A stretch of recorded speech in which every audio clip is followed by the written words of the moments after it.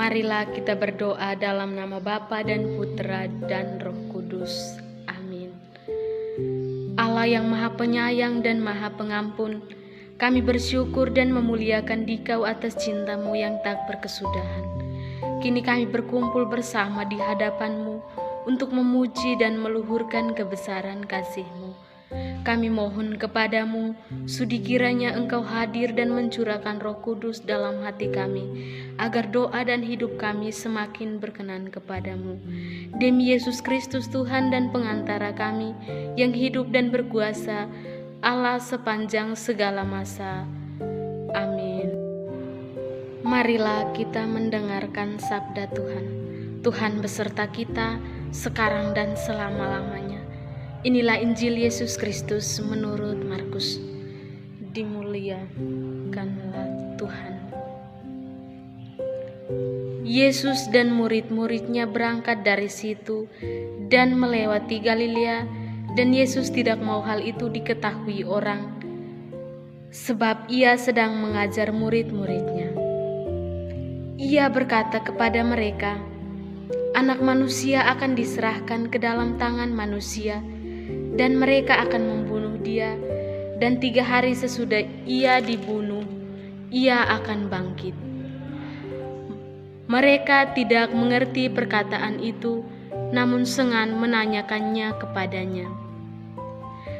Kemudian tibalah Yesus dan murid-muridnya di Kapernaum. Ketika Yesus sudah di rumah, ia bertanya kepada murid-muridnya, "Apa yang kamu perbincangkan tadi di tengah jalan?" Tetapi mereka diam, sebab di tengah jalan tadi mereka mempertengkarkan siapa yang terbesar di antara mereka. Lalu Yesus duduk dan memanggil ke-12 muridnya itu. Katanya kepada mereka, "Jika seorang ingin menjadi yang terdahulu, hendaklah ia menjadi yang terakhir dari semua dan pelayan dari semuanya." Maka Yesus mengambil seorang anak kecil dan menempatkannya di tengah-tengah mereka. Kemudian ia memelukkan anak itu dan berkata kepada mereka, "Barang siapa menyambut seorang anak seperti ini dalam namaku, ia menyambut aku. Dan barang siapa menyambut aku, bukan aku yang disambutnya, tetapi Dia yang mengutus aku." Demikianlah sabda Tuhan. Terpujilah Kristus. Saudara-saudari yang terkasih dalam Kristus Tuhan, dalam hidup ini banyak hal yang sulit kita pahami. Mengapa saudara atau teman kita yang begitu baik kok mati masih muda? Mengapa kita yang sudah berusaha hidup jujur dan benar tetap menderita dan diseret rezeki? Mengapa kita orang tua yang sudah berusaha hidup baik dan banyak doa harus menanggung aib karena anak kita kacau dan rusak?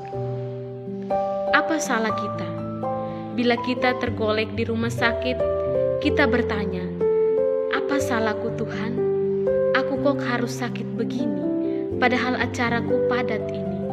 Kegiatanku banyak, harus diselesaikan dengan secepatnya." Saudara-saudari yang terkasih dalam Kristus Tuhan, susah memahami jalan dan kehendak Allah. Itulah yang dialami setiap murid Yesus, termasuk saya sendiri. Dalam bacaan Injil, Yesus berbicara mengenai nasib dan jalan hidupnya yang akan terakhir di salib. Ia harus menderita, namun apa yang terjadi pada para murid tidak bisa mengerti dan sulit memahami kata-kata Yesus. Sebaliknya, mereka malah berbicara mengenai keberhasilan, kesuksesan, dan lain-lain. Mereka bertengkar mengenai siapa yang terbesar di antara mereka. Yesus bicara mengenai kegagalan dan penderitaan. Para murid malah omong tentang keberhasilan dan hal yang enak. Memang tidak nyambung.